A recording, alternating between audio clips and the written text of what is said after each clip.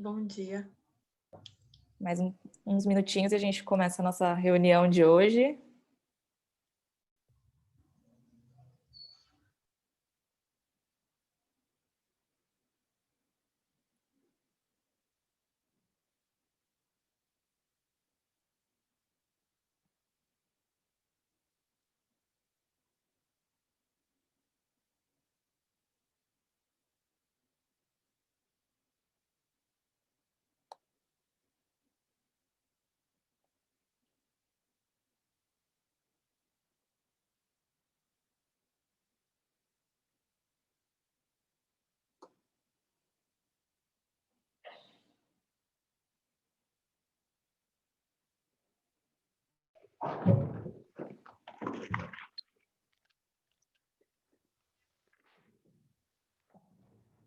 Bom dia.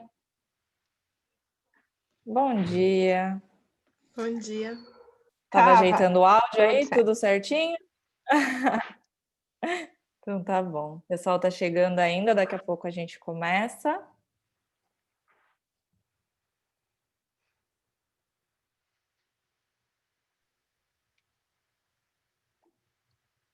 Todo mundo super pontual, hein? O medo da impontualidade do mês passado me fez chegar mais cedo. É verdade, mas todo mundo tá bem pontual hoje.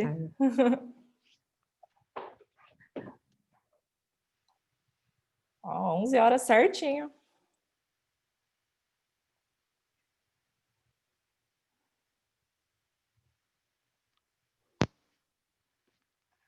Onze e 05, pode ser? A gente começa às 11h05?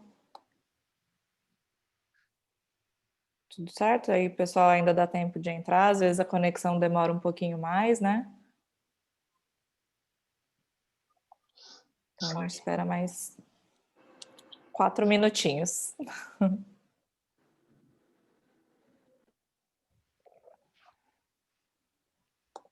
Melhorou. E aí, todo mundo conseguiu terminar a leitura a tempo? Sim. Esse era um pouco maior do que o do mês passado, né? Acordei um pouquinho mais cedo hoje para terminar, mas deu tempo. Mas terminou. Ah, então tá tudo certo.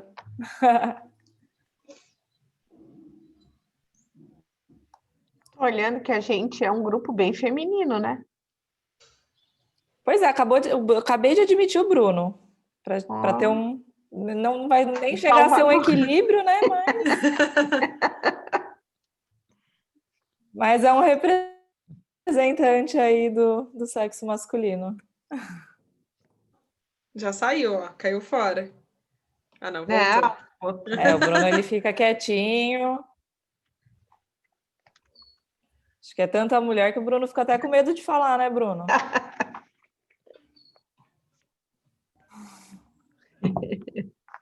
É isso, olha lá, o Bruno concordou. Tudo bem, Bruno, a gente entende. Bom dia a todos e a todas. Bom dia. Bom dia. Conseguiu terminar o livro também, Luana? Hoje, bem cedinho. Mais uma que acordou cedo para terminar. Mais uma comigo. Hoje, bem cedinho, mas terminei. Então, tá bom. Eu confesso que essa é a minha releitura, né? Essa eu não terminei, mas como eu já tinha lido o livro, então tá. Ah, então tá valendo. Seria a segunda vez. Eu vi o filme... Eu tô lendo pela segunda vez. É muito bom. Eu vi o filme umas 100 vezes. Teve uma época da minha vida que ele foi, assim, para mim, o melhor filme. Então, eu assisti muitas e muitas vezes. Daí, ler foi muito legal para ver que era diferente, né? Começa assim, bem parecido e depois tem uma parte da história que muda. Foi bem legal. Que muda.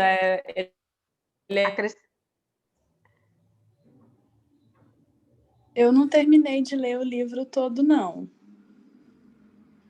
Mas o anterior eu terminei e perdi esse encontro, então eu queria muito estar aqui. Talvez, claro, eu estou disposta, né? Nós vamos falar dele todo, mas vou me comprometer a ler mesmo assim, porque eu quero muito, eu gostei muito.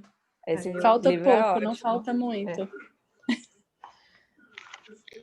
Não, mas vai dar para participar do bate-papo. Eu sou tão Esse livro ele é ansiosa muito bom. que eu peguei um final de semana e li ele inteiro, assim, eu não fiz outra coisa, só li, porque fiquei com medo de não conseguir acabar, então aquele final de semana eu li ele inteirinho. Que coisa. Ah, esse livro ele é maravilhoso, tá aí na lista dos meus favoritos. Vocês fizeram uma enquete Gosto para muito. mostrar livros favoritos. Eu não consegui identificar, eu fiquei tão sem saber que livro botar que não botei nenhum. Pode botar vários. Eu fiquei parada pensando, ai meu Deus, não sei. Vou botar alguns. Eu, por exemplo, tenho vários. É difícil escolher, né? Assim. Gente, como a gente... É difícil, é. Eu tenho...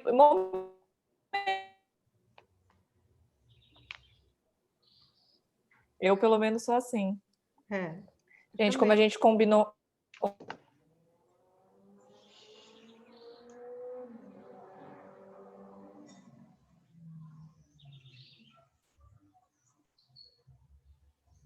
Eu vou só pedir, então, para a gente começar todo mundo com o áudio desligado, aquele esqueminha...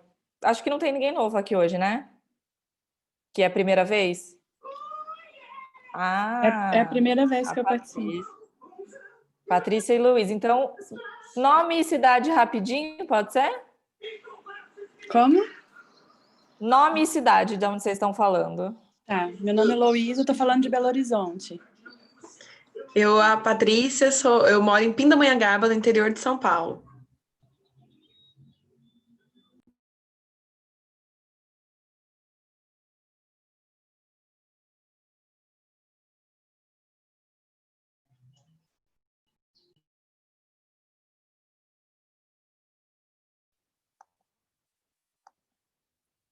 Olha que beleza, né, gente? Eu tive a minha internet caindo agora. Então, Patrícia de Belo Horizonte, Luiz de Pindamonhangaba. É o inverso? Tá vendo? Minha internet caiu bem na hora. Então tá. Luiz de Belo Horizonte, Patrícia de Pindamonhangaba. Então, para vocês que é a primeira vez, a gente deixa todos os áudios desligados. Só sinalizar a hora que quiser falar, que eu vou falando para a gente não ficar muito som e tendo esse problema aí na comunicação, tá? Então, pelo que eu entendi, a maioria conseguiu finalizar o livro. Esse livro, como eu já falei aí no comecinho, ele é considerado, para mim é um dos meus favoritos, e ele é um clássico, né? Ele é considerado um clássico da literatura. E aí eu fui recorrer ao Cortella. O que é clássico? Cortella, ele tem uma definição no livro Filosofia e Nós com Isso de Clássico, que é muito boa. Quem não leu, eu sugiro que leia. E uma das coisas que ele fala é que clássico ele é perene, ele é imune ao tempo. E uma das coisas que me chama a atenção até para a gente começar a falar de clássico é que ele fala do golpe no Chile, do golpe do Augusto Pinochet. E como o clássico ele é imune ao tempo, essa semana a gente teve justamente no Chile a queda da Constituição do Pinochet. Então eu acho que para a gente é um dos exemplos aí mais clássicos de que é um livro. Ele foi escrito em 1984 e aí as coisas ainda estão acontecendo, né? Então a gente tem esse contexto. Ele começa mais ou menos, o livro começa ambientado nos anos 20 até o momento do golpe. Então aí eu queria ouvir um pouco de vocês essa questão, como que vocês sentiram lendo sobre isso e ao mesmo tempo vendo acontecer aí essa queda da Constituição, essas revoluções que estão acontecendo no Chile desde o ano passado, e muito também documentado no livro, né? O que vocês veem de semelhança com o que a gente vive no Brasil, o que vocês veem de diferença. Então, aí queria começar com esse ponto do livro. Alguém tem alguma... Pensou sobre isso? Sentiu isso?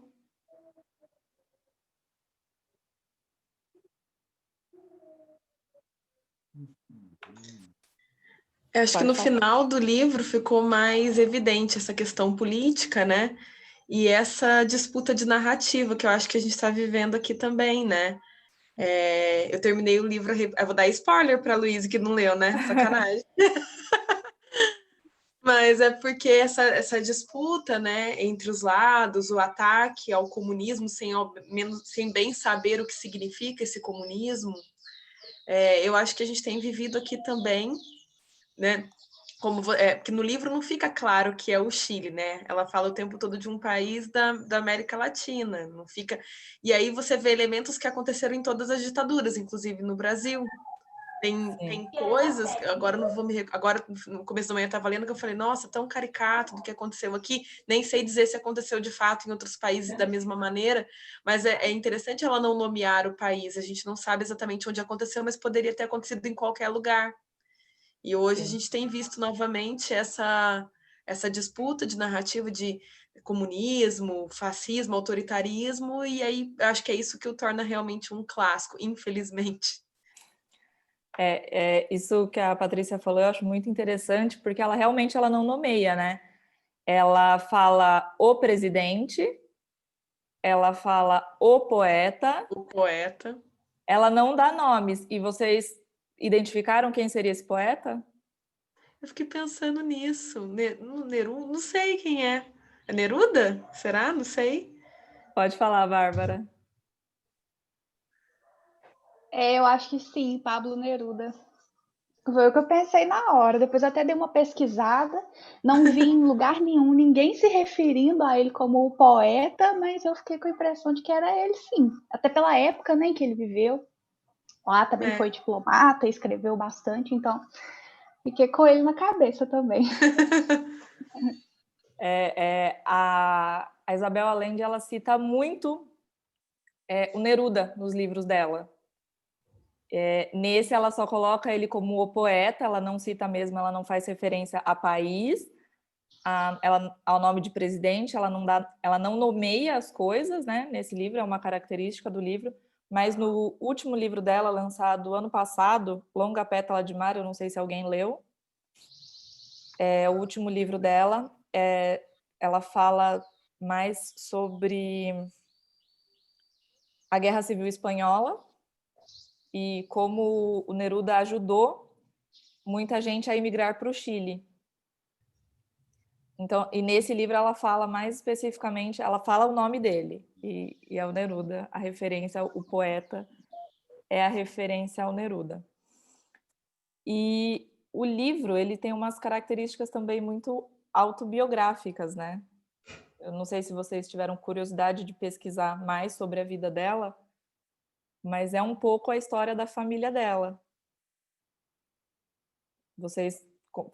Alguém teve essa curiosidade de ver a história da Isabel Allende? O porquê dessas semelhanças? Ela é filha, a Isabel Allende é filha de diplomata. Ela nasceu no Peru. Ela é chilena, mas ela nasceu no Peru porque o pai dela estava no Peru na época. E o pai dela é primo do Salvador Allende. Então, Neruda frequentava a casa dela, como ela cita, o poeta, o casarão da esquina. A Rosa era uma tia dela. Então, ela usou todos esses elementos aí para construir essa história. E o livro, o realismo fantástico, ele é muito característico da literatura latino-americana. Eu queria saber se vocês sentiram proximidade com algum outro tipo de literatura que vocês já leram. Eu tenho um livro assim muito claro que eu leio e eu vejo esse livro. Eu queria saber de vocês se vocês sentiram isso também com a leitura desse livro. Tá todo mundo reflexivo. Patrícia, Bárbara e Fátima. Eu senti, mas eu sei que não tem relação nenhuma, acho que é só eu, de verdade. Não, porque eu conheço pouco, assim, de teoria literária para falar, mas eu não sei explicar por que quando eu lia ela, eu lembrava muito de Mia Couto. Não sei explicar. Não sei explicar, porque eu acho que o gênero é diferente, não sei, mas muitas coisas que ela traz para o livro me traz a sensação de quando eu estou lendo algum livro do Mia Couto. Mas não sei, ainda não consegui maturar ainda por que eu fiz essa relação. Então a gente vai chegar nela aí. Bárbara? Gente, eu não tenho tanto repertório ainda de leitura latino-americana, mas quando eu li Crônica de uma Morte Anunciada, do Gabriel Garcia Marques, eu lembrei um pouco, sim, da escrita dela. Claro que por serem da mesma região, caracterizam os lugares também, né? Um pouco parecido, mas a literatura deles eu achei parecida, assim. Você falou, né? Fantástica. E tem um pouco disso no Gabriel Garcia Marques também. Então, eu acho que eu relaciono os dois um pouco nessa questão. Fátima, pode falar? Liga o microfone. Eu ia falar também do Gabriel Garcia Marques, mas, assim, eu ia citar os 100 Anos de Solidão. Sim. Que é bem, assim, na mesma linha de narrativa dela. Exatamente. Não é? O Gabriel Garcia Marques, ele é um desses expoentes aí do realismo fantástico, né? Ele, Mário Vargas Llosa, a Isabel Allende. Os 100 Anos de Solidão é um livro é muito parecido, eles têm essa mesma característica, né, da história cíclica, dessa história cíclica que ela começa e termina, parece que não tem um fim, que as coisas continuam se repetindo.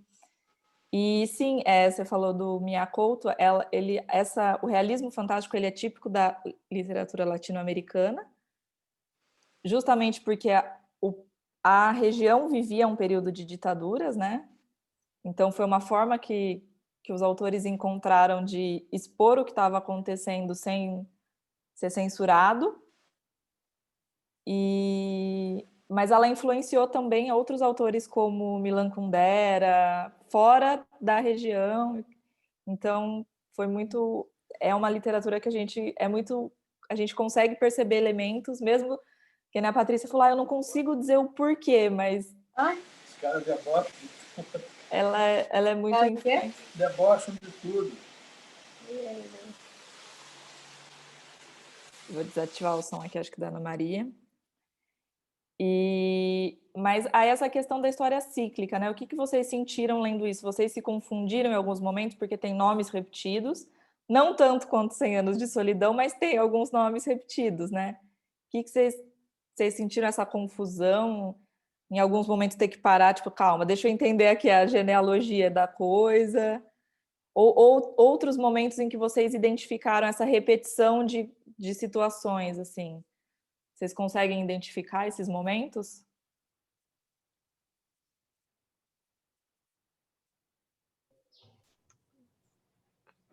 Pode falar?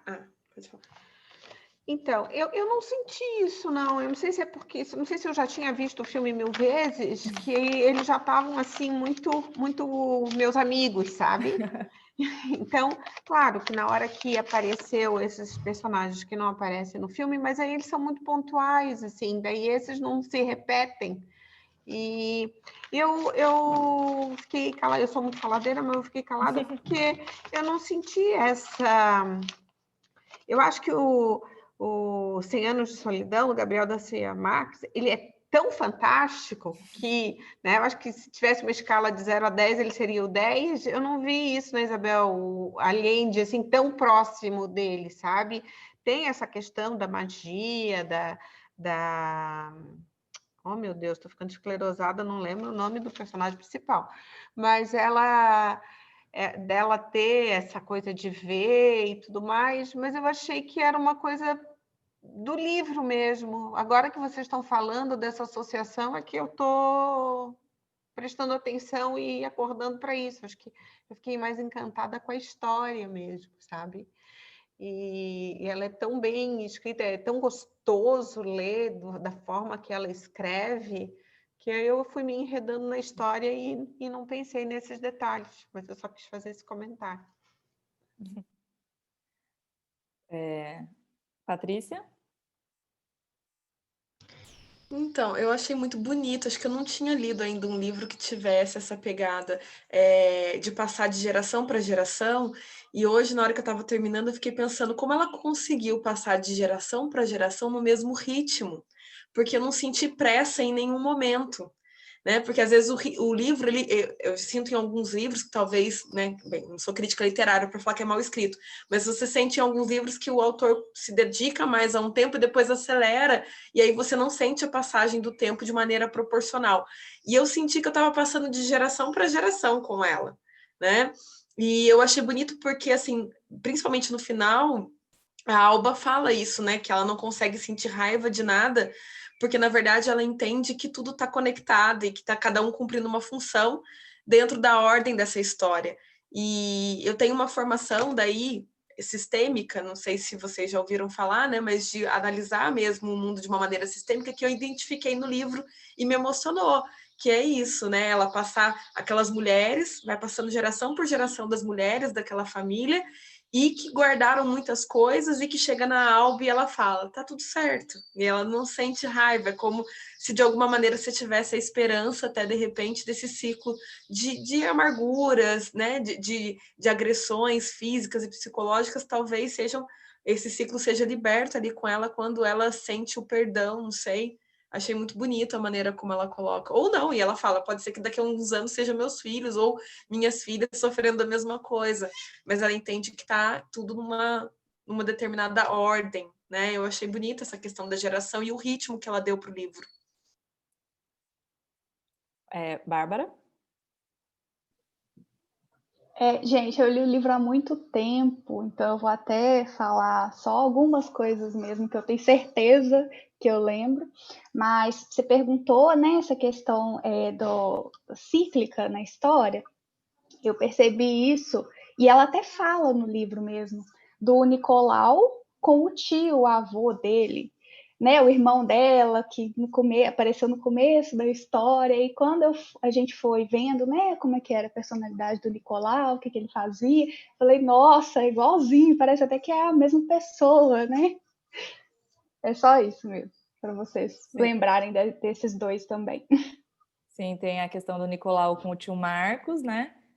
E a questão da Blanca, quando ela começa a fazer as cerâmicas, ela faz mesmo tipo de junção de animais que a Rosa fazia nos bordados, que aparece mesmo. bem no começo da história. É verdade. Então ela fala, como a tia Rosa dela, e depois o Nascimento, eu acho que a Alba também tem a característica do cabelo esverdeado, como a Rosa. Então ela vai repetindo, é isso que a Patrícia falou, né? Ela vai passando de geração para geração, e é por isso que eu acho que ele é tão parecido nesse sentido com 100 Anos de Solidão, porque 100 Anos de Solidão a gente também tem uma questão geracional muito forte, né? Tem a questão mais da repetição dos nomes, e aí fica mais claro essa coisa de repetição, que a gente não tem tanto na Casa dos Espíritos, né? Ela tem mais a questão, eu acho que é o Pedro Garcia, Pedro II e Pedro III, e depois o Esteban Trueba, o Esteban Garcia e o Esteban Garcia, que repetem os nomes, né? Que é o filho e o neto bastardo do Esteban. Mas não tem tanto mesmo essa questão de repetição. E aí, a questão do nome, a Casa dos Espíritos. Alguém foi atrás desse nome? Vocês acham que é só por conta das visões da Clara? Vocês pararam para analisar o nome do livro? Eu gosto de ver as carinhas, todo mundo reflexivo, assim, pensando. Eu achava que era, mas pela sua pergunta eu tô vendo que não. Bárbara? Gente, essa parte de analisar os títulos dos livros é muito legal. Eu fico horas pensando. Antes de ler o livro, eu já penso. Depois de ler o livro, eu penso também. Acho muito interessante. Nesse caso, e aí, assim, eu tento ir pela história. Depois eu posso até dar uma pesquisada na internet, não que eu encontre alguma coisa, que é bem difícil, mas eu gosto de ir pelo que o autor escreveu. E eu achei estranho chamar a Casa dos Espíritos, porque dá a impressão de que a história vai se passar, pelo menos a grande maior parte da história vai se passar na casa deles, né? Na casa da capital, da cidade, né? E não é isso que acontece, assim, pelo menos na minha percepção, eles não ficam tanto naquela casa, né? Mas então eu fiquei um pouco em dúvida, assim, com o título, talvez, até achei, assim, como se eu devesse achar alguma coisa, né? Que o livro não deveria se chamar Casa dos Espíritos, porque dá uma confundida na gente. Mas uma coisa que ficou muito clara para mim depois é porque quando a gente vê o título, se a gente não tiver nenhum contexto a mais, a gente pensa que pode até pensar que é uma história de terror ou alguma coisa assim assustadora, né? Enfim, só pelo título solto.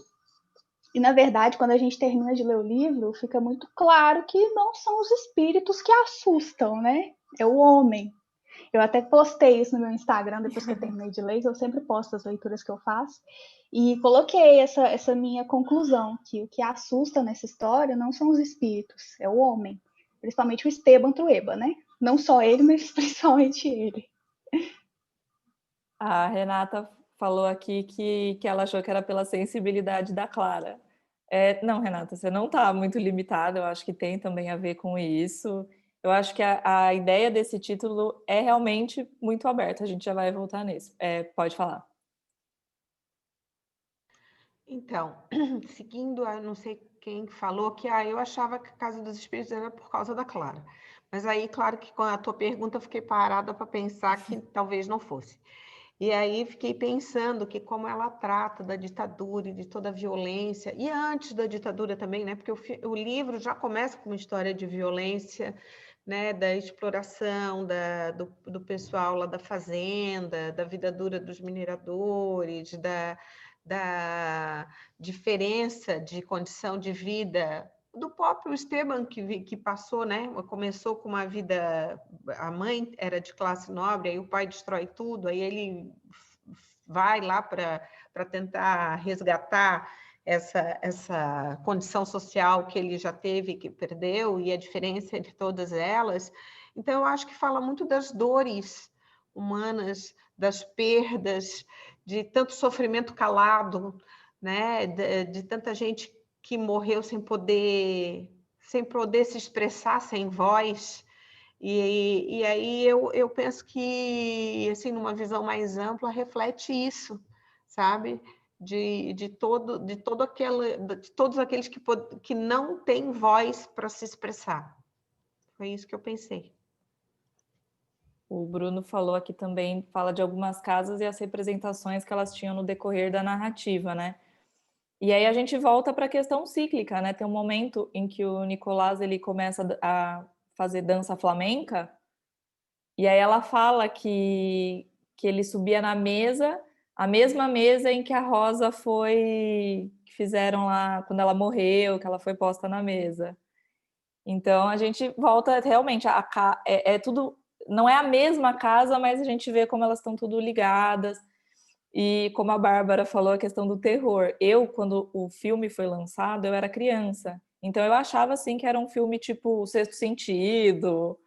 Essa questão é um filme mais de terror. E eu acho que realmente tem toda essa coisa, a questão da sensibilidade da Clara, a questão da violência, de todos esses espíritos, de toda essa voz. Eu acho que é bonita a questão do título, porque ele é um título muito aberto, né? Ele é amplo. A cada um interpretar da maneira que sente, né? Então eu acho que isso é bem legal. E aí a gente chegou no Esteban, né? Vocês falaram do Esteban. É a única vez que a gente tem um narrador homem falando, é a visão dele. E aí eu queria, não vou nem falar nada por enquanto, vou deixar para vocês. O que para vocês foi o Esteban? Pode falar, Patrícia. O Esteban, para mim, é um personagem muito bem construído porque ele é complexo, né? Como qualquer ser humano. Você não consegue ficar com raiva dele o tempo todo. Porque, por mais que, como a Bárbara colocou, né? Ele é o que dá mais medo, né? Como personagem. Se for, é assustador os rompantes dele. Só que, ao mesmo tempo, ele tem traços de humanidade. Quantas vezes ele não fechou os olhos? Porque, no fundo, ele concordava, ou, no fundo, ele consentia com algumas coisas, mas ele se construiu enquanto ser humano, achando que ele tinha que ter um certo posicionamento político, ideológico, como ser humano, como patriarca daquela família, mas quantas vezes ele não foi também acolhedor, carinhoso, principalmente com a neta, até com a filha, com a Clara, quantas vezes ele entendeu coisas que, de repente, um homem naquele momento não acolheria dentro de uma casa. Então, quer dizer, ele bate na Clara, depois ele pede desculpa, se arrepende, sofre com aquela dor do que ele fez durante muito tempo. Então, ele é complexo como qualquer outro ser humano. Eu acho que ele é bem construído por isso.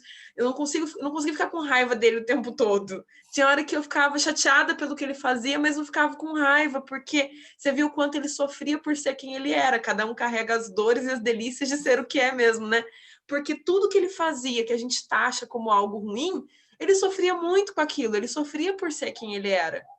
Né? Então, eu acho um personagem complexo e muito bem construído por isso. Pode falar. Sou eu? Isso.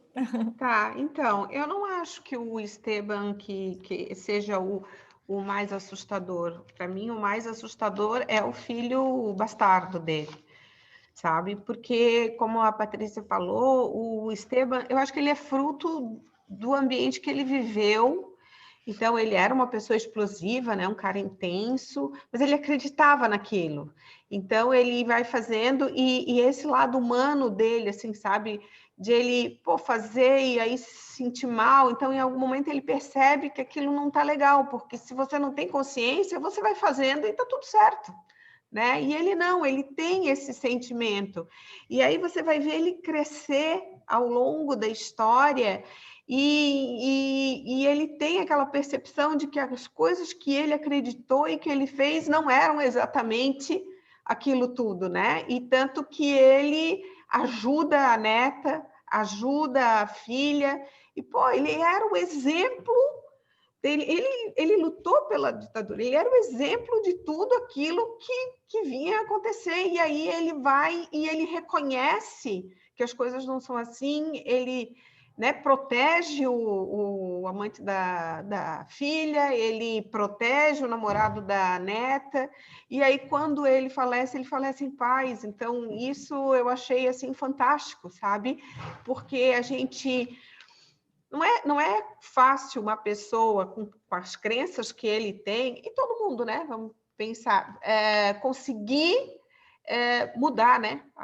Perceber aonde não bate, perceber aquela falha. E, ao contrário, o filho dele, a gente, tudo bem, entende que, ele tinha muita mágoa, ele tinha muita revolta, mas ele realmente, quando ele chega num ponto de poder, ele realmente destila aquele ódio, aquela sanha dele desenfreada, sem o menor ressentimento, sem a menor compaixão.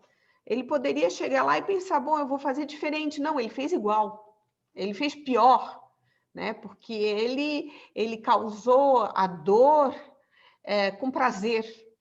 E isso é que me assusta, assim, me apavora, é quando você vê que alguém que pode fazer diferença, pode dizer, olha, né, eu vim de um ambiente de sofrimento, eu não quero isso para os outros. Não, ele faz o contrário, ele faz mais sofrimento, e um sofrimento gratuito, né, assim, com aquele que não pode se defender. Então, para mim, assim, o personagem que me assusta é o Esteban lá primeiro, não sei se era o primeiro ou o segundo, mas era o filho. E eu acho que o Esteban pai, ali, o que escreveu, o narrador, ele me deu esperança, assim, né? Que as pessoas, elas podem errar, mas elas podem melhorar com seus erros. Essa é a percepção que eu tive.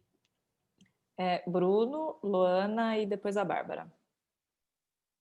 Então, em relação ao Esteban, eu penso que a figura dele no decorrer, né, porque o que eu achei muito interessante é a forma que o autor foi traçando a biografia de cada um no decorrer da história, e isso se dá, né, até naquela fala que você colocou anteriormente, da repetição de alguns momentos, né? No início eu fiquei assim, muito bugado, acho que entre as páginas 30 e 50, que um fato ele repetiu totalmente.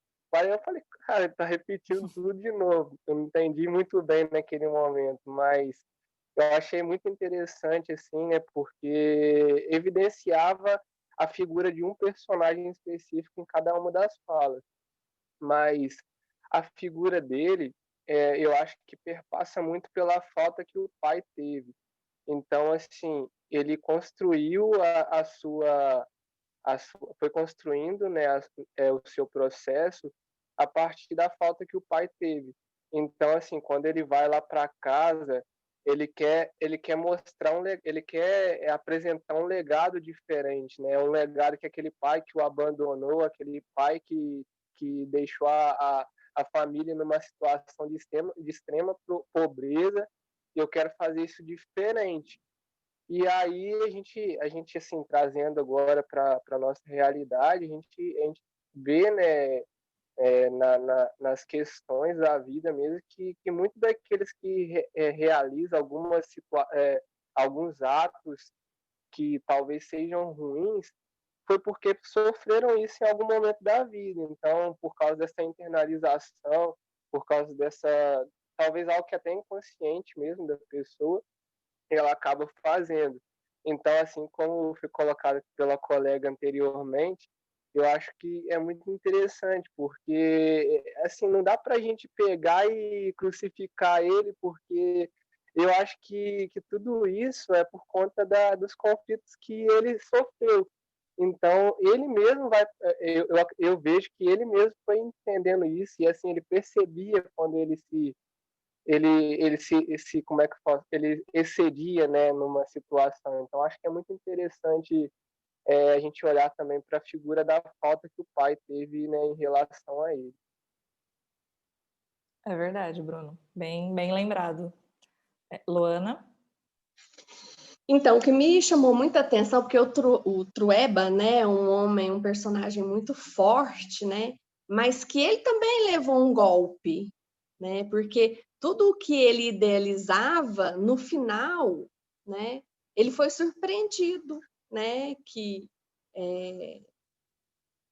tudo que ele imaginava que fosse, né, a questão da política, né, foi totalmente ao contrário. E o Garcia II, ele tinha uma mágoa, né, a mágoa dele era muito grande e ele fazia aquelas coisas horrorosas, né? Realmente ele colocava em prática aquela maldade, né, enraizada. Então foi isso também que eu pude tirar do livro. Bárbara? Eu lembrei de uma coisa aqui que eu fiquei rindo o livro inteiro praticamente, porque, né, depois de tudo que vocês comentaram sobre o Esteban, ele falava várias vezes na narrativa que ele era um mau caráter. E é muito engraçado, porque ao mesmo tempo que ele se achava um mau caráter, ele continuava fazendo as coisas, né? Então, assim, meio que parece que ele se achava um mau caráter por algumas coisas e por outras ele ainda não estava vendo isso, ou pelo menos ele não confessava isso, né, na escrita dele. E o comportamento dele, né, com os trabalhadores lá da fazenda é bem característico da época, de épocas anteriores também, dos patrões, né, com as camponesas principalmente, um horror. E a Luana até falou o que eu ia falar também, que no final ele tem um arrependimento de ter defendido, né, o golpe, porque ele não achava que ia acontecer o que aconteceu, né? Ele defendia uma coisa diferente do que os que chegaram ao poder queriam e defendiam. Então, eu fiquei com dó dele nessa parte, porque parece assim, parece que a pessoa tem que passar por algumas coisas para ela ver, né, para ela ter noção do que está acontecendo. Isso é muito triste. Realmente, nessa parte a gente fica muita dó, principalmente por causa da neta, né, que sofre tanto e, de certa forma, ele ajudou isso a acontecer, por mais que ele não quisesse que isso acontecesse, né, não era o objetivo dele, mas ele contribuiu para isso. Então, imagina na cabeça dele, né, como que ficou tudo isso. É isso, eu concordo com tudo que vocês falaram. Eu acho que realmente o Esteban, ele é um personagem muito complexo e ele representa, para mim, assim, no livro, até por ser só o ponto de vista dele, masculino que a gente tem, a antítese das mulheres. Então, ele, assim, ele é sempre o contraponto de todas elas. E, ao mesmo tempo, começando pela Nívia, que é a mãe da Clara, depois Clara, Blanca, Alba, elas também são muito diferentes entre si. Então aí a gente tem um protagonismo feminino, mas que elas também representam várias coisas. E aí eu queria que vocês falassem um pouco assim, qual delas vocês mais se identificaram, o que vocês acharam dessas personagens femininas, que elas são muito diferentes também entre si. Vocês sentiram essas diferenças? O que vocês viram aí dessa questão das mulheres, aí até em contraponto ao Esteban?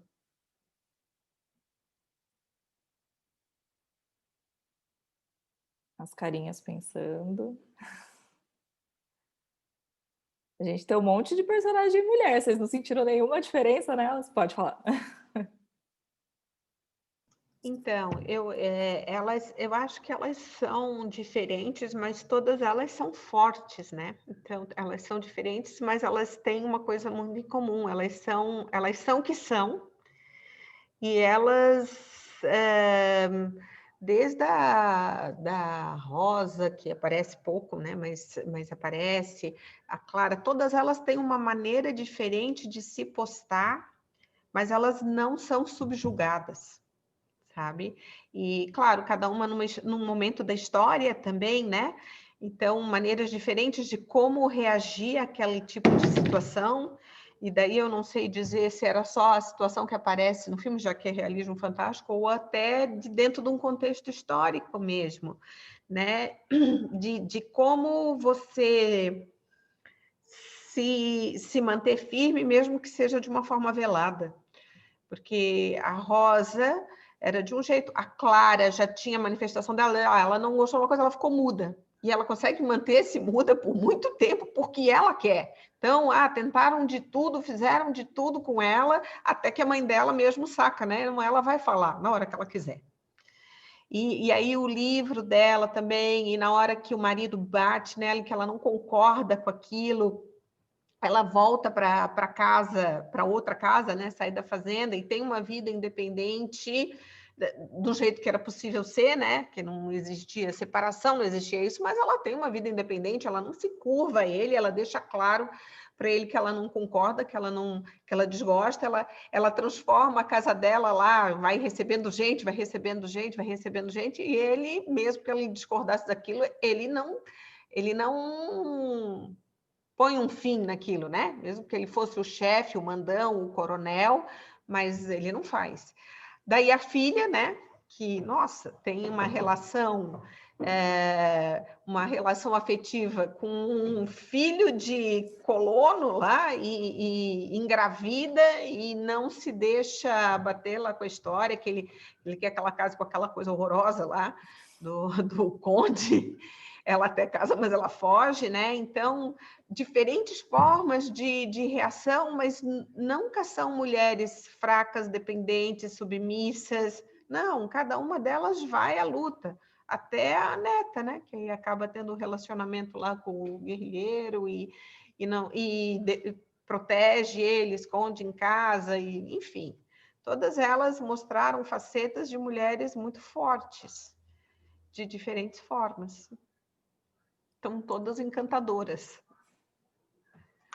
Patrícia, pode falar?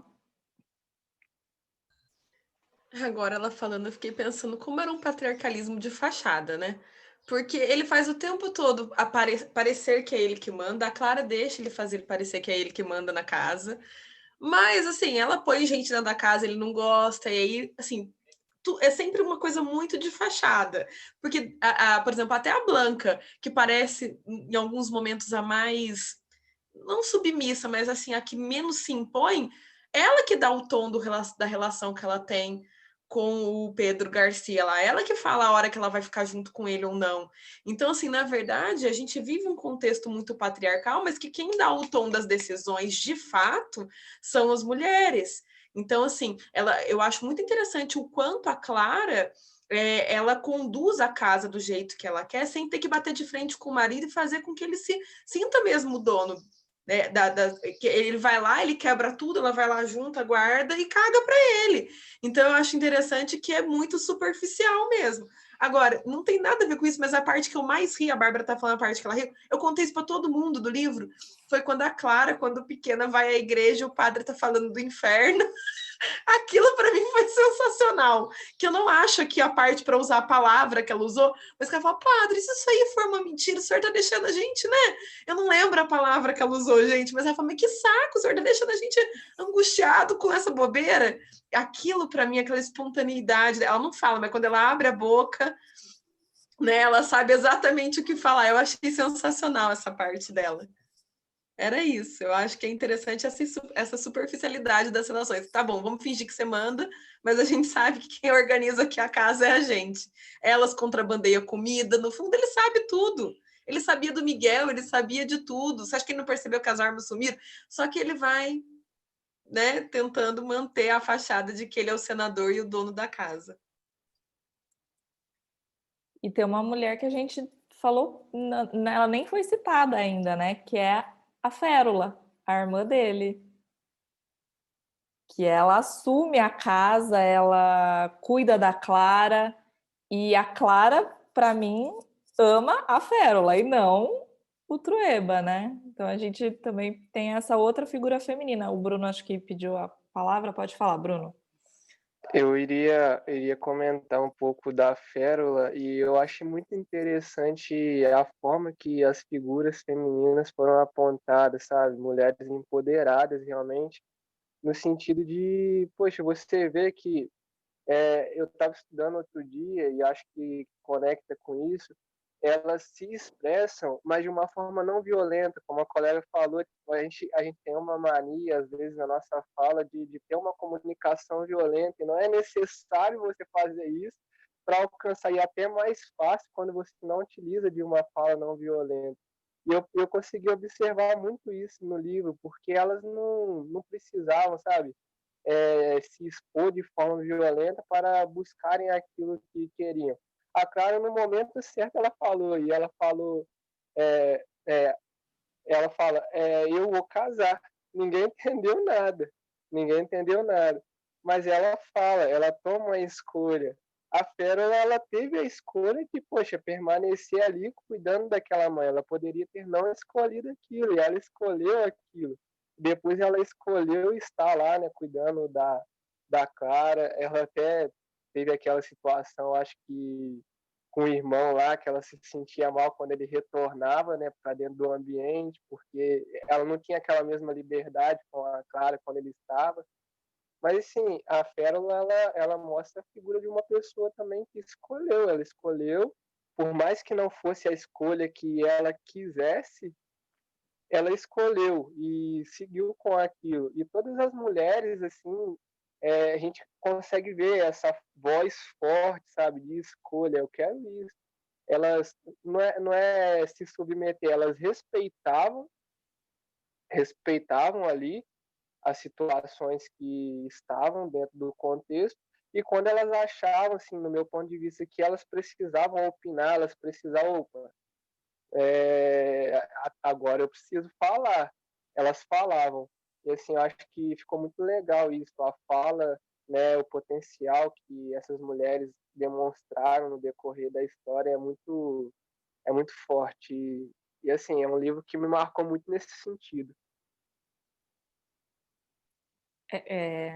É isso mesmo. Eu acho que a questão até da Férula e da escolha dela, ela escolhe para depois meio que fazer aquilo com o irmão de que, tipo, olha, eu abri mão né? Mas é uma escolha dela, em todo momento é uma escolha dela, mas ela usa isso como uma arma contra o irmão, né? Tipo, olha o que eu abri mão de ter uma vida para cuidar da minha mãe, eu abri mão de ter uma vida para cuidar da sua família.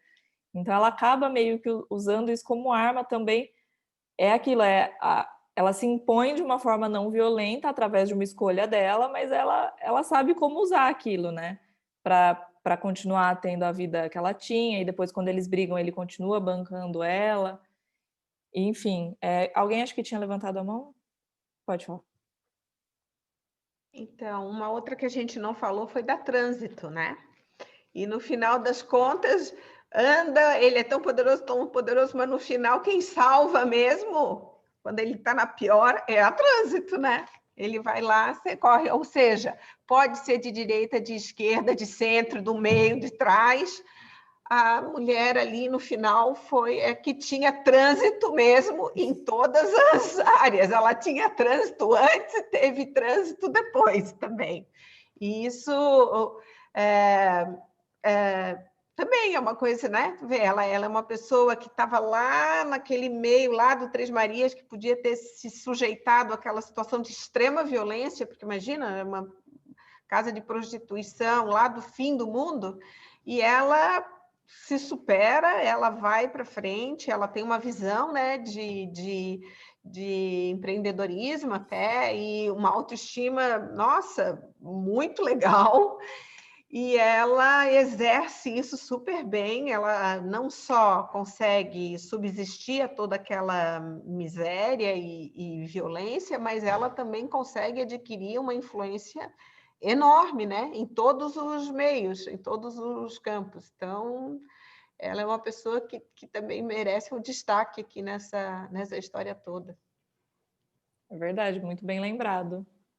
A Trânsito, ela tem um papel também, ela é ali secundária, ela aparece só de vez em quando, mas ela liga essa história, né? E a Naná também, eu acho que também é uma figura que fica mais ali, mas ela também representa, eu acho, essa passagem de geração, né? Porque ela cuida de uma geração e vai cuidando da outra, e depois a Clara fica muito chateada porque quando ela morreu não conseguiram dar o enterro decente para ela, tem toda essa questão também. E eu sou a louca do Google, eu fui pesquisar essa questão do terremoto. Vocês chegaram a ter essa curiosidade de ver que ele foi real? Esse terremoto é acho que é um dos 10 mais violentos que teve no mundo todo. E acho que pegou a região do deserto ali no Chile. E essa também acho que é outro ponto muito interessante. Eu também não sei se alguém conhece essas regiões mais desérticas do Chile, ou se já foi pesquisar sobre isso. É uma outra realidade, assim. Então, tudo que ele fala na questão das Três Marias e tal, para a gente é muito difícil imaginar o interior aqui e o interior lá, que tem essa questão da diferença, né? Foi para a capital e tal, mas é muito diferente. É uma região, é um deserto mesmo, é tudo muito afastado, é tudo muito isolado. Então, eu acho muito, muito interessante, assim, que ela usa pontos que aconteceram mesmo, fatos reais, para construir essa narrativa dela, né? Eu não sei se alguém tem essa versão do livro, se alguém leu por esse. No final, ela tem um trecho, bem aqui na orelha do final, tem uma fala da Isabel Allende sobre o livro. Que ela fala, eu vou ler até para vocês, porque a gente falou a questão biográfica dela, né, do livro, e aqui ela explica exatamente isso.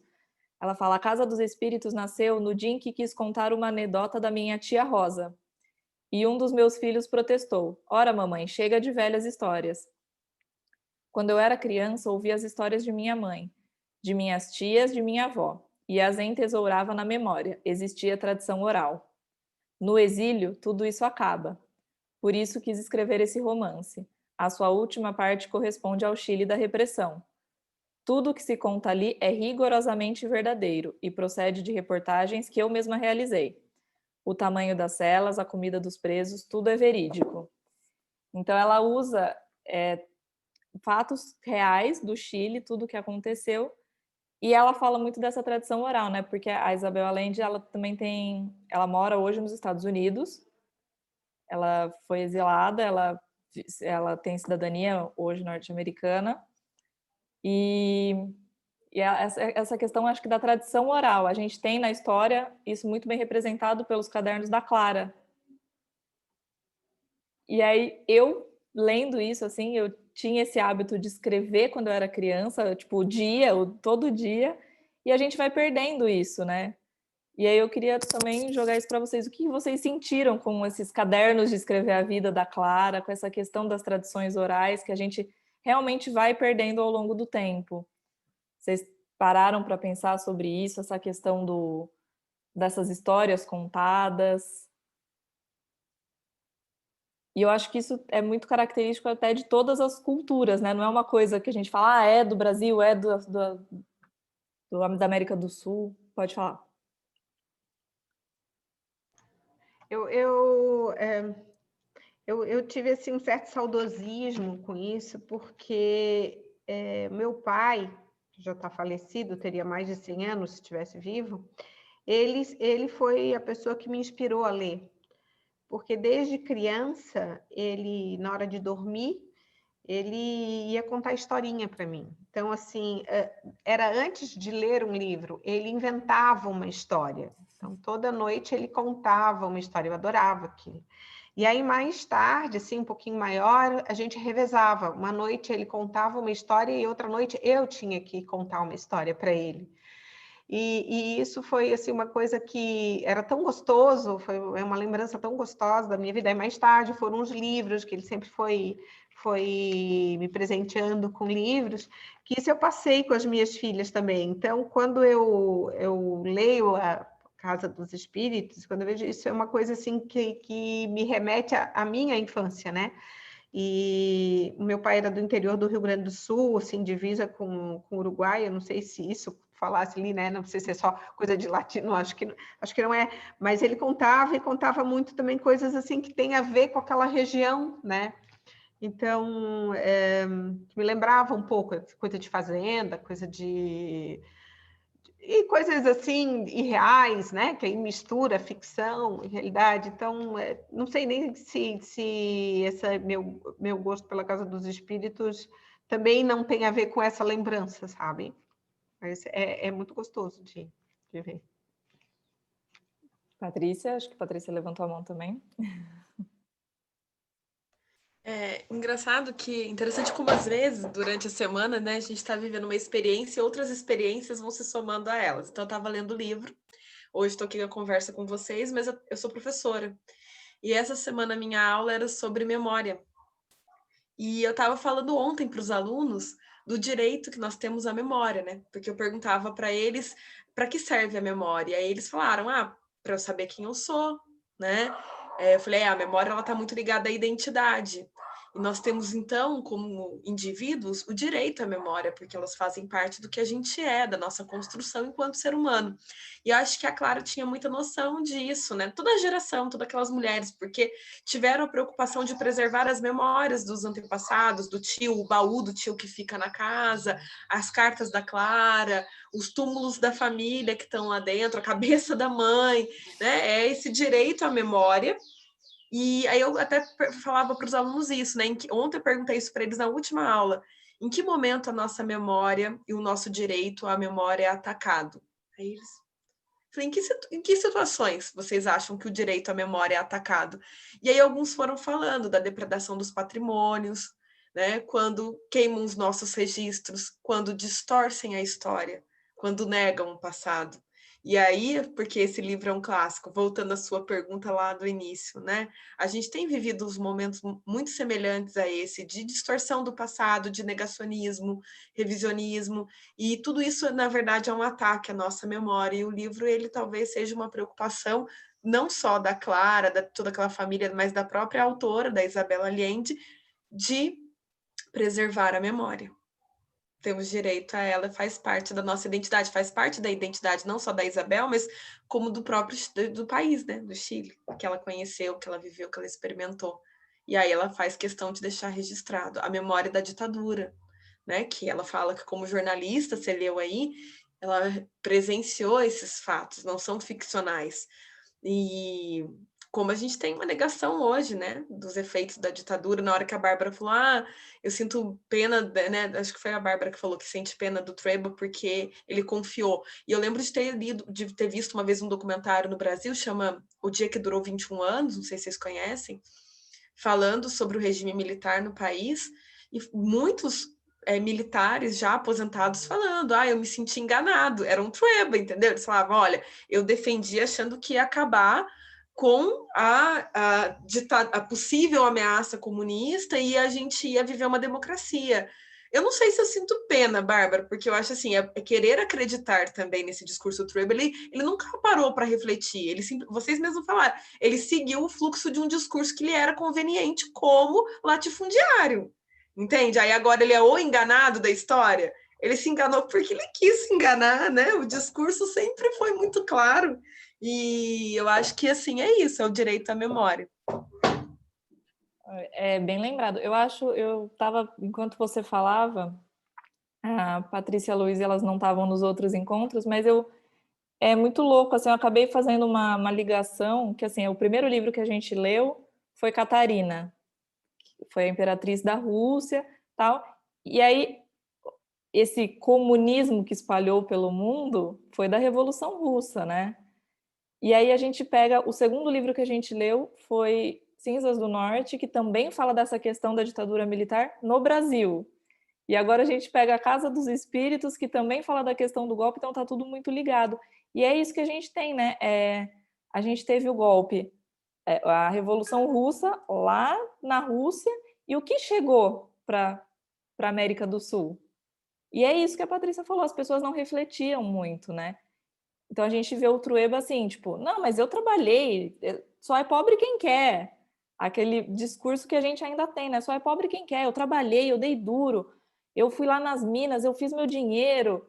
Então agora o cara vem falar que eu tenho direito a isso, eu não sei o quê. Então é bem isso, assim, a memória ela é uma coisa muito fantástica. E eu, quando eu fui para o Chile, eu já tinha lido esse livro, uma coisa que me chamou muito a atenção, que no livro ela até fala, né? O presidente ele morre no Palácio La Moneda, né? Que é o ataque que ele sofre é lá no Capitólio chileno. E tem uma estátua do Salvador Allende ali na frente. Então, apesar da Constituição do Pinochet ter caído só essa semana, ainda assim tem uma estátua do Salvador Allende na frente da sede do governo chileno. Então, eu acho isso muito louco. Assim, eu vou até mandar aqui, não sei se vocês já viram, tiveram curiosidade de ver, mas eu acho muito louco isso, assim, porque o Salvador Allende, ele é o fundador do Partido Socialista no Chile, né? Então a gente tem também essas coisas muito, muito opostas, assim, que eu acho muito legal, e é o que a Patrícia falou da memória, né? A gente tem essa...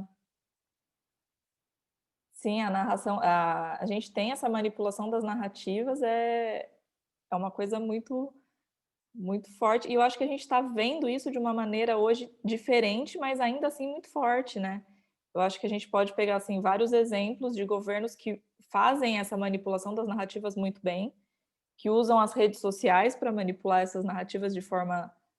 a gente tem o Trump nos Estados Unidos, o Viktor Orbán na Hungria, que usam essas histórias de uma maneira...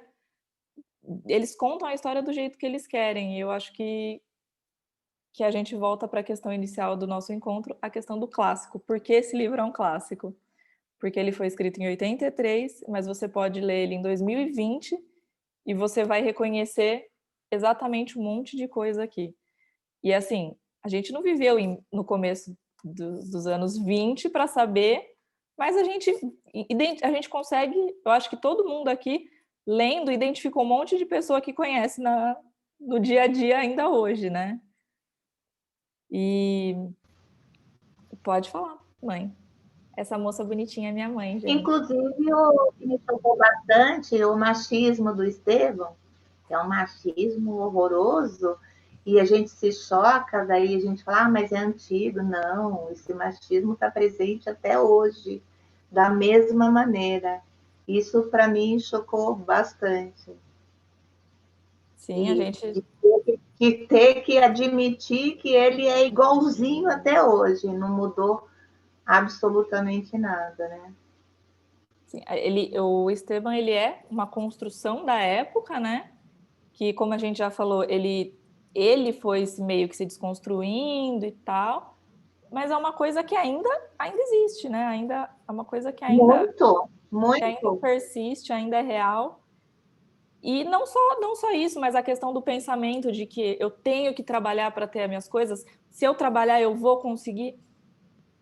Pode ser que sim, de fato, não é uma coisa que é impossível, como ele conseguiu. Mas será que isso vale para todo mundo? Será que eu consigo impor isso a todos? Bárbara e depois Patrícia. Essa questão do trabalho é muito interessante, porque ele realmente era um trabalhador, assim, ele se esforçava nas minas, principalmente, pelo que eu pude perceber, na fazenda dele também. Só que ele tinha os empregados da fazenda para construir tudo que ele teve, né? E ele não pagava salário, ele mantinha eles morando lá nas terras, né? Ele até falava, eu não lembro direito, mas uma escola que iam construir, eu não sei. Ele achava que estava lindo, que estava ótimo, né? Que os empregados dele tinham tudo que eles precisavam, não precisava de mais nada. Então, não é assim, né? Ele enriqueceu com o trabalho dos outros, por mais que ele também tenha se empenhado, mas e os outros? Os outros não enriqueceram, e eles foram os que mais trabalharam, né? Então, foi difícil ler essa parte, por mais que a gente saiba disso, né? A gente sempre soube disso, mas ver a mentalidade dele realmente. Ele achava que estava ótimo. E para ele também era conveniente achar que estava tudo certo, né? Era super conveniente. E ele manteve isso e enriqueceu. Ele tinha uma casa, um casarão na capital, né? Ia para a fazenda quando ele queria. E os camponeses lá, trabalhando para ele, sofrendo. Ele ainda era super autoritário com eles, né? Não aceitava. Eu até lembro que tinha um velhinho, eu não sei se era o Pedro I, eu não lembro o nome dele. Aquele velhinho que trabalhava lá há muito tempo, que ele espantou as formigas. Isso. Não sei se vocês lembram. Gente, aquela parte eu achei muito linda, sabe? Eu fiquei imaginando aquilo na minha cabeça, um senhorzinho com todo o seu conhecimento, com toda a sua experiência, espantando as formigas lá das terras. Foi lindo.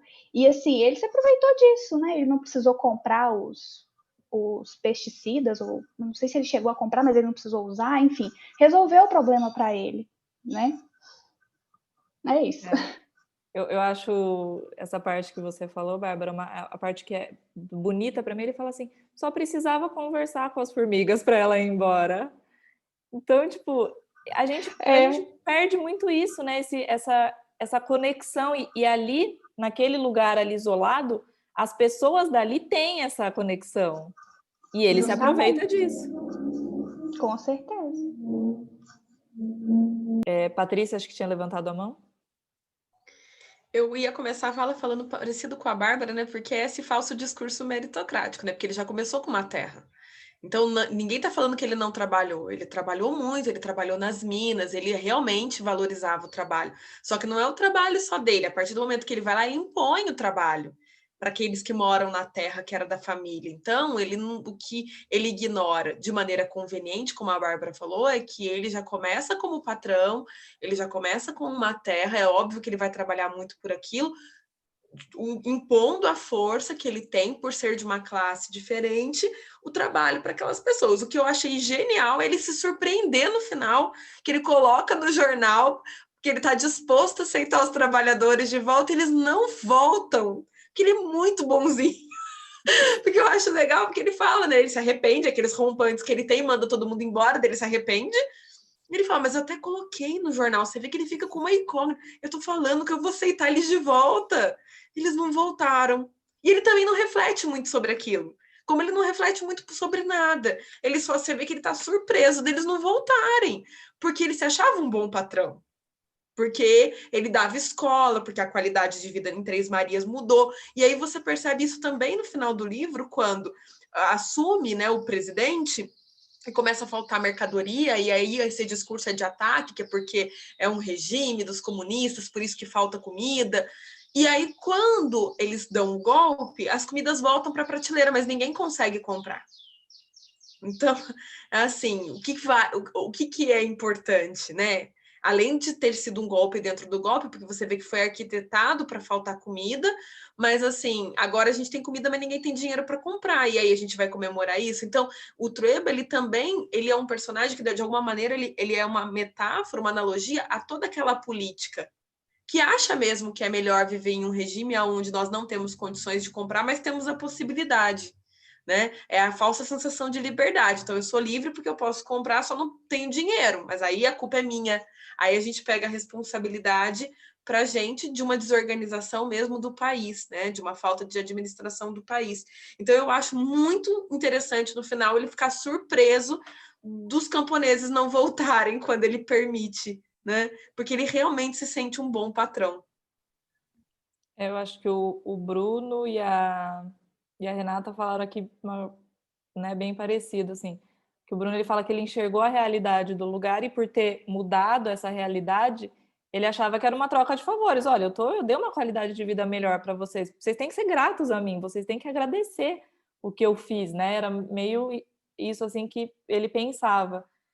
E a Renata falou também que ele explora o trabalho alheio, ele retribui da maneira que ele acha, né? Tipo, eu dei uma condição melhor, agora a melhor condição aqui da região é aqui na minha fazenda, né? E ele acha que os empregados estão sendo ingratos porque querem mais, porque não querem só aquilo que ele está dando, né?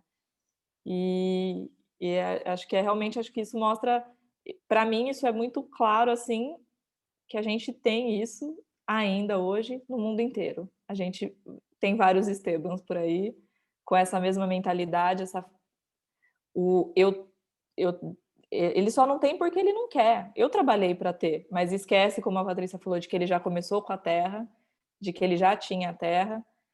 Então, eu acho isso muito, muito característico, muito, muito forte para mim a questão de ser a única narrativa masculina, de ser a dele. Eu acho isso muito legal, assim, porque mostra uma visão que a gente tem em qualquer lugar, né? Mas o Bruno, coitado, ele vai achar que eu estou falando mal dos homens, não estou, porque a gente tem outras figuras masculinas no livro muito interessantes, os gêmeos, que são muito diferentes, a gente acabou explorando pouco, né? Falamos um pouco da semelhança do Nicolás com o tio Marcos e tal, mas a gente tem outras figuras muito diferentes, né? O próprio Pedro III, o Pedro II, que sempre foi muito fiel ao patrão, mas quando teve aquele problema com o filho, ele falou: eu não quero estar aqui quando você encontrar meu filho, então eu vou embora. Então a gente tem ao próprio Pedro I, né, com essa questão das formigas. Então a gente tem a narrativa única do Esteban contando, né? Mas a gente tem umas figuras masculinas também muito diferentes, né? Vocês perceberam isso também, essas diferenças nos homens, os homens, aqueles mais não o Pedro III, que queria difundir a palavra do socialismo pelas pessoas, o Nicolás com as ideias malucas, como o tio Marcos. O que vocês sentiram também desses outros personagens masculinos? Pode falar. Olha, se fosse escolher ali o top 100, era o Jaime. Ele era um cara que podia ter sido um bom vivan, e ele era uma pessoa que levava super a sério a profissão dele, era um cara que não era extremista nem para um lado nem para o outro, que na hora ele estava ali para salvar vidas, né? Era uma pessoa que pensava nas consequências dos seus atos, e uma pessoa que reconhecia que violência, seja de um lado, seja do outro, nunca é a solução. A gente fala das posturas das mulheres, o Bruno mencionou que elas, sem violência, eram que conquistavam, e eu acho que o Jaime ele apostava nessa, né? Porque ele acompanhou, a Clara acompanhou, a Alba, mas ele era, sim, contra a violência. E também, assim, ele não era um frouxo. Ele era um cara super corajoso, porque é muito mais difícil ser corajoso sem ser violento, né? Querer ganhar no grito a gente vê isso no mundo inteiro. E aí, no final, ele, por ser uma pessoa que era fiel aos seus princípios e às pessoas com quem ele trabalhava, ele é chamado lá no Palácio do Governo, ele não precisava ir, e ele foi, né? E ele foi severamente punido por ser correto. Ele não era nem o que defendia uma bandeira, nem o que defendia outra bandeira, e ele foi muito, muito punido. E aí a gente vê que nessas horas, quando se parte para extremismos, não sobra para ninguém, né? Que uma coisa é você ser correto, você ser responsável, você ser coerente, e que quando se vai para a violência, tudo isso vai para o saco, porque não existe coerência na violência. E eu penso que essa figura é a que me, assim, que reflete, que me condói mais, sabe? Porque se fala na ditadura, e que porque então na ditadura é assim, porque então o outro era assado, mas nossa, quando o outro assume, olha só o que aquele sanguinário lá do filho ilegítimo faz. Antes matava um, do outro lado sai matando o outro, sabe? Eu acho isso tudo um horror. E aí você vê uma pessoa equilibrada, não era um cara perdulário, não era um cara violento, não era uma pessoa não estudada, muito pelo contrário. E aí ele é consumido pelas lutas dos extremos. E aí você vê uma pessoa que estava ali só para fazer o bem. E aí quando a gente vê, os extremos não querem o bem. Os extremos, eles vivem do mal pelo mal. Pouco importa. Pouco importa se é trabalhador de classe média, trabalhador de lavoura, trabalhador de senador. É o mal, né? E o mal vence em qualquer violência. Por isso que, assim, a figura... Eu sofri pela morte do Jaime.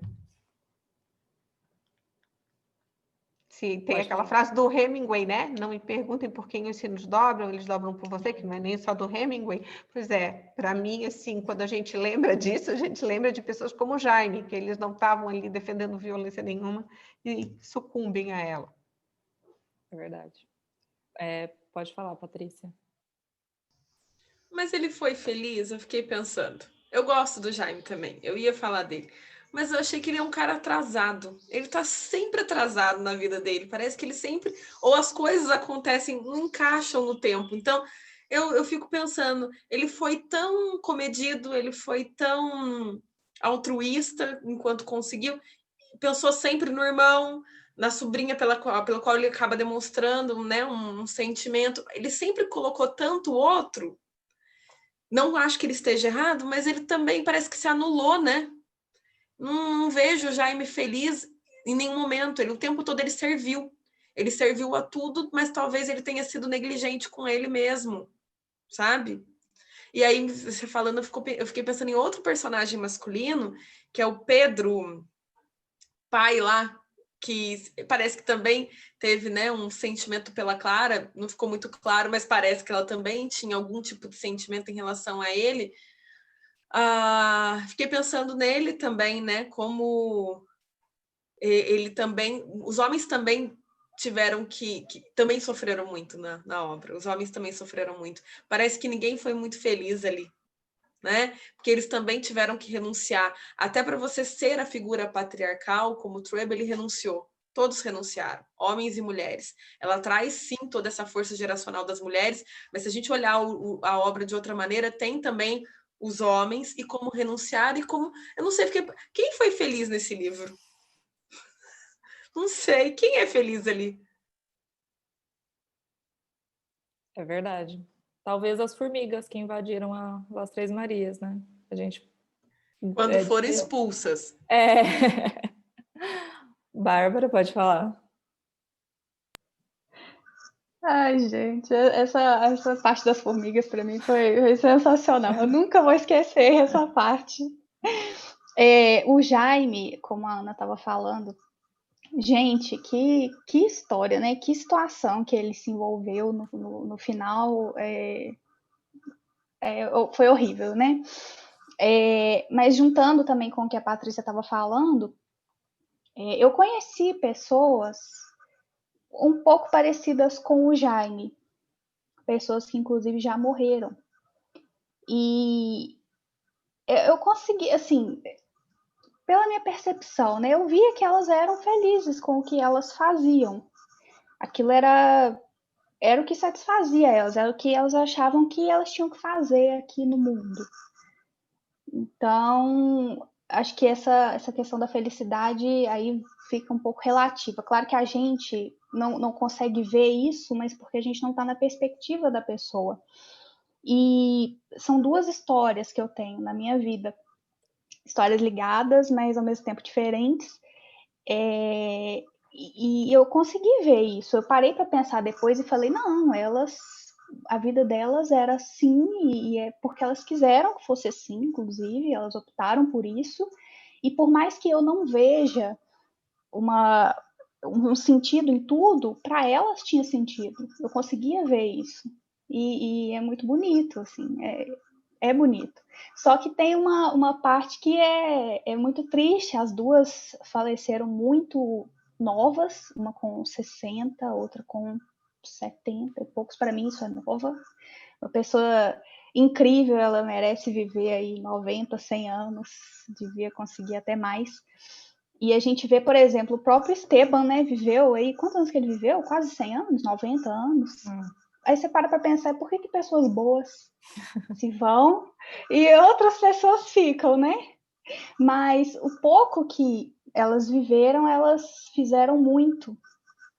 E para elas isso foi suficiente, sabe? É bonito pensar assim. Se a gente não pensar assim também, a gente se consome, né? Na tristeza, nas angústias, enfim, tem que encontrar um lado bom aí para a gente ter isso como referência também, né? E o Jaime, voltando a falar do Jaime, eu conseguia ver isso nele. Mas fiquei muito triste, porque ele perdeu a vida muito cedo, né? Ele podia ter feito tanto mais. Verdade. É bonito, Bárbara. Bruno, acho que tinha erguido a mão também. Quer falar, Bruno? Sim, sim.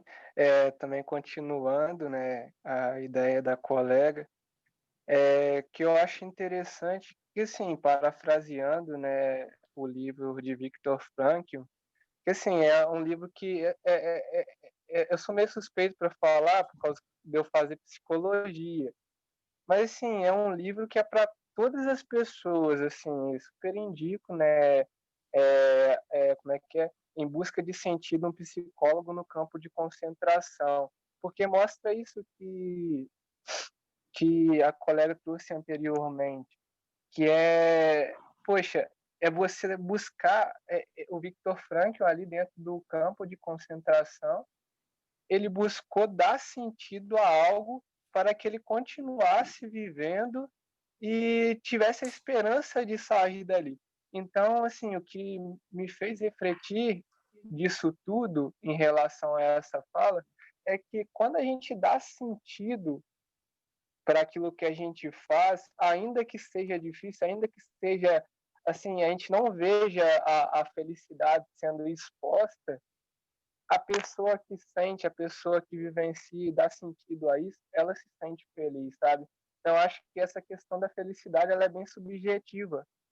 Às vezes a gente não demonstra, mas a gente está feliz. Eu acho que, de certa forma, eu consigo enxergar isso nos personagens do livro, porque quando a gente escolhe, ainda que não seja talvez a escolha que a gente gostaria, é a escolha que faz sentido para nós naquele momento. Então, quando a gente faz a escolha a partir de algo que faz sentido para a gente, ainda que a gente reclame, ainda que a gente fale, aquilo de certa forma gera um prazer em nós. Então, eu consegui enxergar isso no livro também.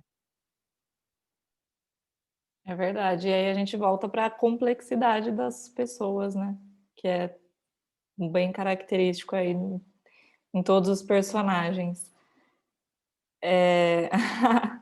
Que bom, Patrícia, que você agora já está mais tranquila, né, com o Jaime. Por fim, gente, vocês gostaram da leitura? Já tinham lido Isabel Allende? O que conheciam a autora? Como é que foi para vocês a experiência num total? Pode falar, Patrícia. Eu já tinha ouvido muito falar dela, nunca tinha lido, por isso que quando eu vi a proposta, eu na hora comprei o livro para poder participar. E eu quero agradecer, porque além de conhecê-la através de vocês, eu gostei muito da conversa, fiquei muito feliz. De verdade, adorei. Eu não sei de onde surgiu o projeto, não sei nem como eu vim parar aqui, eu só sei que eu tô aqui. Mas eu achei ótimo, achei sensacional. Espero poder participar de outros e que a gente continue. Achei muito legal e eu adorei, assim. E uma coisa que a gente não falou que eu adorei na obra foi como ela antecipa os acontecimentos. Isso eu achei genial na escrita dela.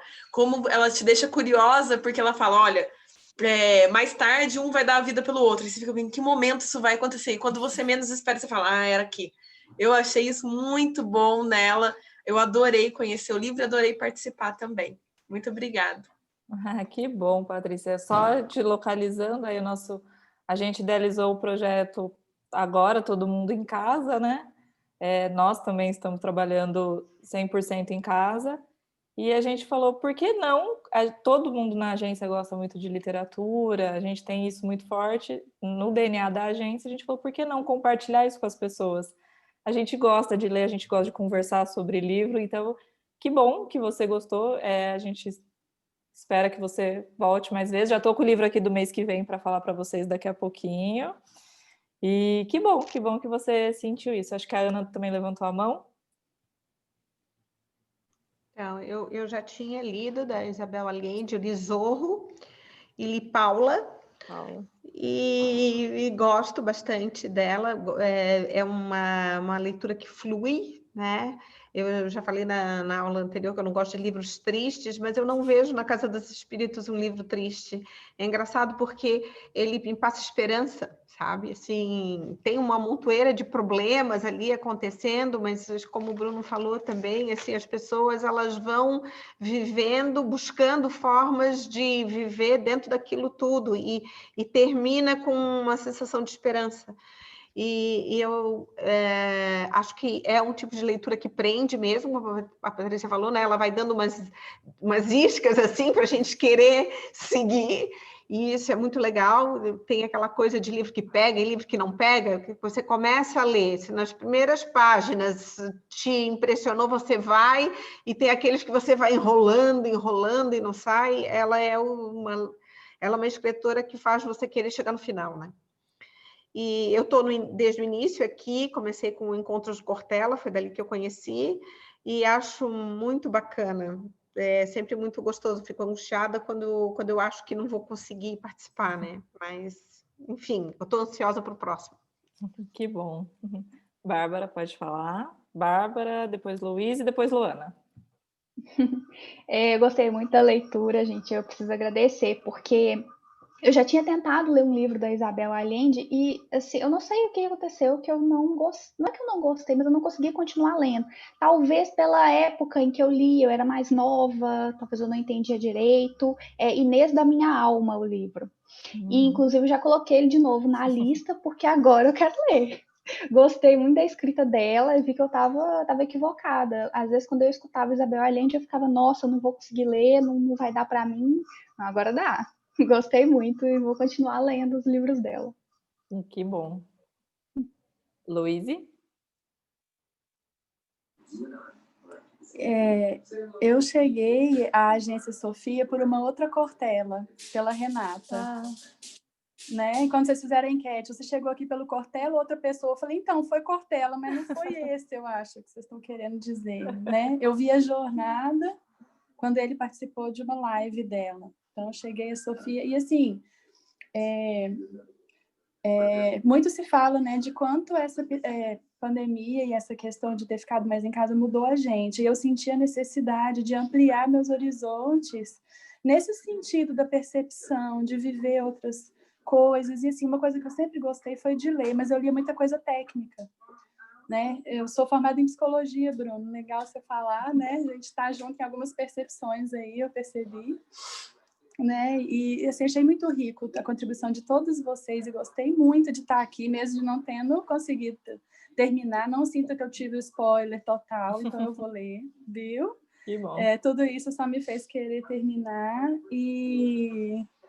E assim, é uma construção junto que eu estou querendo fazer aqui na Sofia, sabe? Porque quando você se propõe a fazer isso, é tanta informação que você não sabe para onde ir. Tem muitas coisas a ler, né? E eu acho legal, assim, quando vocês perceberem que tem esse cruzamento com outra obra, para mim enriquece muito, né? E eu só quero agradecer mesmo. Achei que foi super importante ter vindo e espero continuar com vocês. Ah, que bom, que legal, Luiz. Para quem não conhece, a Renata Cortella, ela é médica, ela é vegana, sensacional. Também conheçam a Renata, ela tem um conteúdo incrível. Mesmo para quem não é vegano, ela fala muita coisa de medicina, de saúde, é bem legal também. E que bom que você gostou. A gente está tentando trazer sempre coisas diferentes, estilos de obras diferentes, até para todo mundo poder ampliar. Tem bastante coisa que eu já li, que eu acabo indicando, tem outras coisas que eu vou pesquisando também para a gente discutir. O próximo livro eu também não li, vou falar um pouquinho mais dele para vocês, mas que bom, a gente está tentando. E assim, acho que eu já falei no outro encontro, repito nesse, se vocês tiverem também alguma indicação que vocês queiram ler, que tenham ouvido falar, também pode mandar para a gente, que a gente também está super aberto a isso. Luana, pode falar?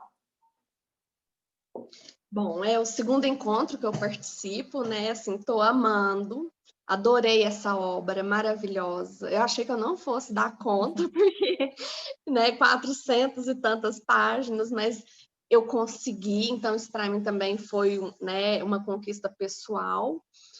E em vários momentos essa obra me emocionou bastante, inclusive aquele momento em que o Jaime descobre que o Miguel era irmão da Amanda, né? Então, assim, aquilo me trouxe uma emoção, né? Então, eu amei, tô amando os encontros, eu fico doidinha para chegar o dia do encontro e para saber qual o próximo livro. Então, assim, nossa, quero agradecer muito, maravilhoso. Ah, que bom, fico feliz, gente. Vou dar um spoiler aqui mais avançado. A gente sempre faz o encontro no último sábado do mês, né? Em novembro vai ser dia 28.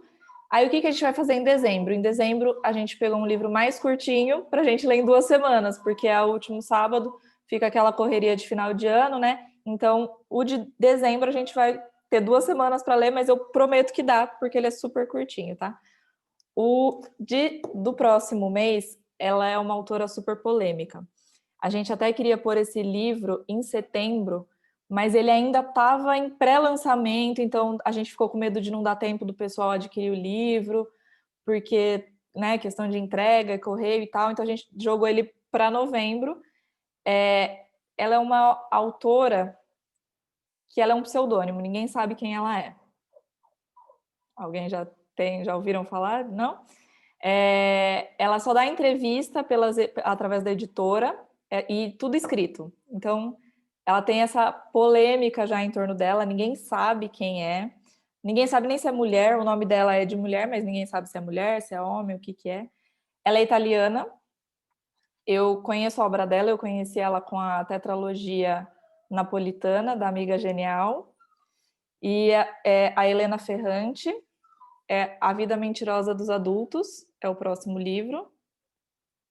Ele é o lançamento dela, ele acabou de ser lançado, ele foi lançado acho que no final de agosto, aqui no Brasil. Também é um outro estilo de tudo que a gente já leu até agora, mas eu gosto muito da escrita dela. Ela é tudo ambientado em Nápoles, na Itália. Então, é também uma outra realidade. Ela é um pseudônimo, Bárbara. Ninguém sabe quem é a Helena Ferrante. Tem todo esse mistério. Então, eu acho que isso também torna tudo muito mais interessante, porque a gente não sabe aqui o que ela está falando, se ela viveu, se a história é real, se é tudo inventado. Mas ela tem para mim, assim, a escrita dela é uma escrita muito crua. Então, ela é bem diferente, assim, todo esse realismo fantástico que a gente viu na Isabel Allende, na Helena Ferrante, ela vai ser bem realidade mesmo, assim, ela é uma coisa bem crua, mas eu gosto muito, eu conheço muito, tenho muitas amigas que também são muito fãs Mas é diferente, eu já vou avisando vocês. Eu também não li esse livro ainda, então eu vou ler com vocês, a gente vai ler junto, eu também não sei o que esperar. A protagonista, eu acho que é a Giovanna, é a história da Giovanna. E se alguém, pelo visto, acho que ninguém leu, a Amiga Genial, falam que é muito parecido com essa obra que foi o sucesso dela aqui no Brasil. Esse livro também tem a outra polêmica, a questão da capa. Essa é a primeira vez, é o primeiro livro da... Não, a Helena Ferrante, ela era da editora Globo e agora ela foi para a Intrínseca. E a tetralogia da Amiga Genial tá numa editora, e aí teve toda a polêmica da capa. Enfim, a Ana Paula teve que sair, ela já pegou o livro, tá tudo certo. E teve toda a questão da polêmica da capa também. Esse livro, ele tá super, super polêmico, então acho que vai ser legal a gente ler ele agora. Ele é um pouquinho menor, mas ele tem mais ou menos o mesmo tanto de páginas da Casa dos Espíritos. A gente também a gente solta essa semana o cronograma de leitura para quem quiser acompanhar, mas dá para ler tranquilo nesse mês. E aí, como eu falei, em dezembro a gente faz esse livro mais curtinho de 2 semanas. Combinado? E aí, então, próximo encontro, sábado, às 11 horas, dia 28 de novembro. Gente, eu só vou pedir, então, para quem ficou aqui até agora, para a gente fazer uma foto do nosso encontro. Se o Bruno e o Anderson puderem ligar a câmera, senão não tem problema. Só para a gente registrar aí nosso encontro. Quem tiver com o livro, quiser mostrar o livro. Eu não consigo mostrar o livro, porque estou sem mãos. Tudo bem. Vamos lá? Aí.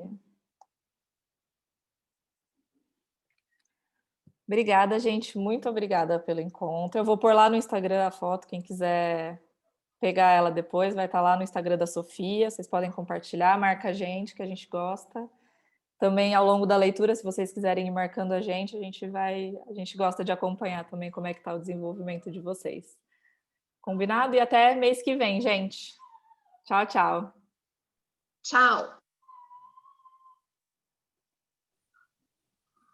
Tchau, obrigada. Tchau, gente. Bom final de semana para todo mundo. Vocês também.